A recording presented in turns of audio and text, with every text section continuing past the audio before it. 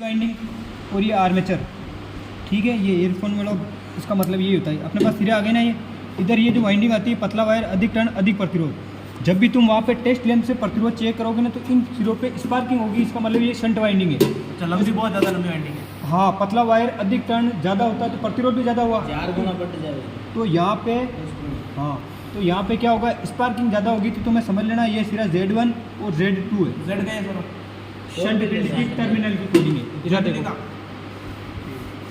ठीक है। फिर ये जो मोटा वायर कम टर्न कम प्रतिरोध है ना, तो इसको सीरीज वाइंडिंग बोलते हैं। सीरीज का मतलब S1 S2 कर दो यहाँ पे, ठीक है ना। फिर इधर देखो आर्मेचर है ना, तो आर्मेचर का A1 और A2 कर दो, यहाँ तक ठीक है ना। अब बात करते हैं अपने पास स्टार्टर की, तो स्टार्टर के टर्मिनल 4 आते हैं, अपन अब इस प्रकार के बनाएंगे। अब अंदर के पार्ट बताने की जरूरत नहीं है, बार बार बता दिए तुम्हें। तो यहाँ पे क्या होगा, एक तो L1 L2 आएगा, यहाँ पे A आएगा, यहाँ पे Z आएगा, यानी फील्ड का टर्मिनल है। आर्मेचर का है यहाँ पे लाइन 2 लाइन 1, यानी कि एक ही तार का सिरे 2 है जो प्रोटेक्टिव रेजिस्टेंस लगा रखा होता है अंदर, ठीक है ना। अब देखो, अब मोटर के टर्मिनल अपने पास वहाँ पे 6 है, तो 6 तार अपन यहाँ पे लाएंगे ना, इधर देखो।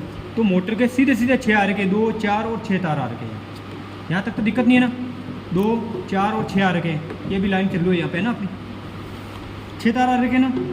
अपन को क्या करना है, इस मोटर का सीधा सिद्धांत है कि आर्मेचर के सीरीज में सीरीज वाइंडिंग होती है और इन दोनों के समांतर क्रम में शंट वाइंडिंग होती है, इसलिए इस मोटर को कंपाउंड मोटर कहते हैं। कौन सी, डीसी कंपाउंड मोटर या डीसी योगिंग मोटर कहते हैं इसको। क्या करना है, इसके सिरे को A1 और S2 को कॉमन कर देना, इसमें कुछ नहीं करना। A1 S2 को कॉमन कर दो, ये हो रखा अपने पास सीधे सीधे सिरे, वो आपको सीरीज टेस्ट से चेक करने पड़ेंगे, इसके अलावा कोई आइडिया नहीं है। ये तो पकड़ के टेप कर दो आप, वहाँ पे ध्यान रखना पड़ेगा, और तो क्या है, इसके अलावा कोई आइडिया नहीं है आपके पास। चेक करना ही पड़ेगा प्रतिरोध से या मल्टीमीटर से, ठीक है। जहाँ पे स्पार्किंग होगी ये हो जाएगा। अब देखो कॉमन कर दिया, इस सिरे को छोड़ दो कॉमन करके, तुम्हारे सामने है। अब जो A2 और Z2 बचा हुआ है ना, यानी फील्ड का 2 वाला सिरा और आर्मेचर का 2 वाला सिरा, ये है फील्ड का 2 वाला सिरा, आर्मेचर का 2 वाला सिरा, दोनों को कॉमन करके एक सप्लाई का सिरा और यहाँ पे लिया कॉमन करके, ये कॉमन हो गया ना, ये कॉमन कर दिया हमने। तो यहाँ पे जो ये सिरा आएगा ना, ये DC का L माइनस आ जाएगा, यहाँ पे आ गया ना, DC का L प्लस फिर बचा हुआ है जिसको L1 L2 कह रहे हैं ना, ये वो L1 नहीं एक्चुअल में, अपन एक प्रोटेक्टिव रेजिस्टेंस जोड़ देते हैं, वो भी जोड़ देंगे अभी। यहाँ तक ठीक है ना, ये तार भी हो गया, ये भी हो गया। बच्चे मोटर के 2 तार, जो 2 ये रहे, ये मोटर के जो 2 सिरे बचे हुए ना, ये देखो, ये पीला वाला और सफ़ेद वाला, ये वाला सफ़ेद और पीला, ये सफ़ेद और पीला ये यहाँ पे। तो कहने का मतलब जो ये पीला वाला तार है ना, ये पीला वाला तार फील्ड को चला जाएगा, ये फील्ड को सीधा दे दो यहाँ पे। और अब ए बचा है ना, अब यहाँ पे सीरीज का ही जाएगा, क्योंकि यहाँ पे आर्मेचर का जो सिरा बचा हुआ, ये आर्मेचर से तो कॉमन हो रखा है भाई, आर्मेचर का सिरा आर्मेचर से कॉमन होगा, सीरीज से जाएगा, तो आर्मेचर लिख दिया इसको, इसलिए आर्मेचर का इसको दे दो यहाँ पे लूपिंग कर देते इस प्रकार अपन, है ना। तार जोड़ा हुआ नहीं है ना, तो लूपिंग बोलते हैं, हो गए। अब DC का प्लस वाला सिरा बचा हुआ, जो आपको स्टार्टर के अंदर से जो कनेक्ट ना, उसको देना, L1 को दे दो आप यहाँ पे सीधा हिसाब। L2 को भी दे सकते हैं सर। अब L2 का ऐसा रोल है, फिर कह रहा हूँ, एक सुरक्षा प्रतिरोध लगा हुआ था जो NVC से कनेक्ट होकर जुड़ता है। मैं फिर कह रहा हूँ क्या करता है, यहाँ पे एक सुरक्षा प्रतिरोध और जुड़ा हुआ होता है, ये तो इस स्टार्टर के अंदर ही कनेक्ट है, लेकिन NVC से कनेक्ट होकर रहता है ना। तो इससे जोड़ के देते हैं अपन ऐसे, इस प्रकार, है ना। तो अभी इस स्टार्टर के अंदर नहीं है तो भी मोटर चलेगी आपकी, ये कनेक्ट है, ये कनेक्ट नहीं। अगर अब स्टार्टर के अंदर ये सिरा नहीं है तो अपने को जोड़ना ही नहीं है, तो मोटर चल जाएगी। तो अपना कनेक्शन कर रखा है ना यहाँ पे, ठीक है। NVC के अंदर होते हैं, पूरा कनेक्शन होता है। देखिए 3 फेज निकाल ली यहाँ पे, इस मशीन का काम ये है 3 फेज AC से DC में कन्वर्ट करना।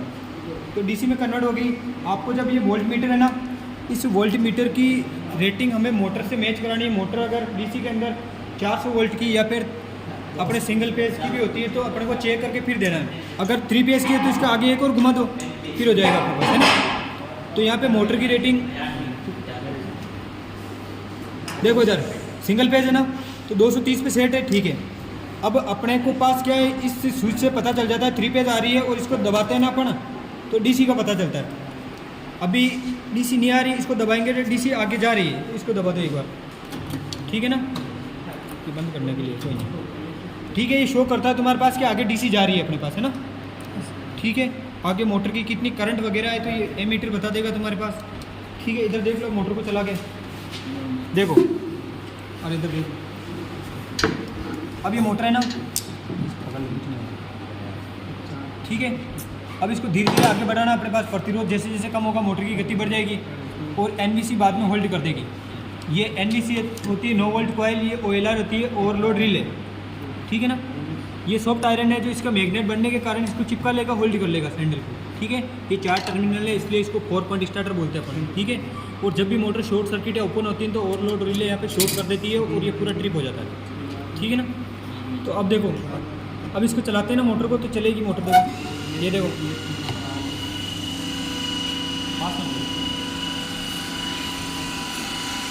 मोटर की गति धीरे बढ़ जाएगी।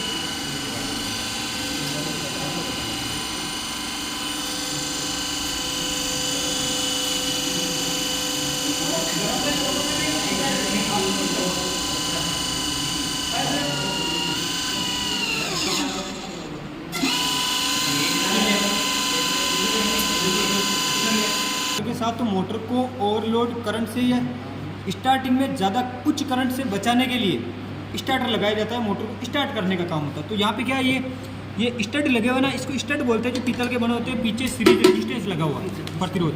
अब जैसे जैसे इसको अपन आगे करेंगे ना, अब जैसे जैसे इसको आगे करेंगे ना तो इसका प्रतिरोध धीरे धीरे कम होता जाएगा। प्रतिरोध जैसे कम होता जाएगा मोटर की गति बढ़ती जाएगी, है ना। तो प्रतिरोध ज़्यादा होगा जिस समय, उस समय तो मोटर की करंट को सीमित कर ली तो मोटर जलेगी नहीं, ठीक है। तो ऐसे चलाने के बाद में क्या होगा, ऑन होगी, मोटर की गति धीरे धीरे बढ़ जाएगी। अब इसको ये जो हैंडल को होल्ड किया ना, इसका कारण क्या है कि जब ये यहाँ तक हैंडल पहुँचता है ना तो प्रतिरोध पूरा हट गया, और प्रतिरोध जब पूरा हट गया तो करंट फुल चली, मतलब मैक्सिमम करंट हो गई। और मैक्सिमम करंट हुई तो इसका मैग्नेट ज़्यादा बना, और मैग्नेट ज़्यादा बना तो इसको चिपका लिया। तो ये होल्ड करके रखेंगे ना तो होल्ड ही रहेगा। जब सप्लाई बंद होगी ना, लाइट चली जाएगी तो ऑटोमेटिकली ये बंद हो जाएगा। मोटर जब भी शॉर्ट सर्किट होती है तो OLR को ये स्किप करवा देता है यहाँ से चिपका के। हाँ, जैसे सप्लाई बंद करते हैं ना ऑटोमेटिक हो जाएगा।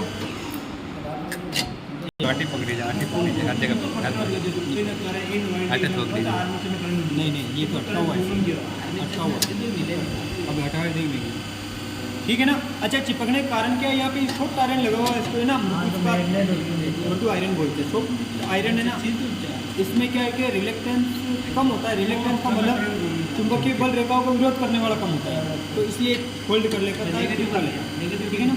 तो ये 4 पॉइंट स्टार्टर है, ऐसा स्टार्टर जो शंट मोटर और कंपाउंड दोनों के लिए काम आता है, ठीक है ना।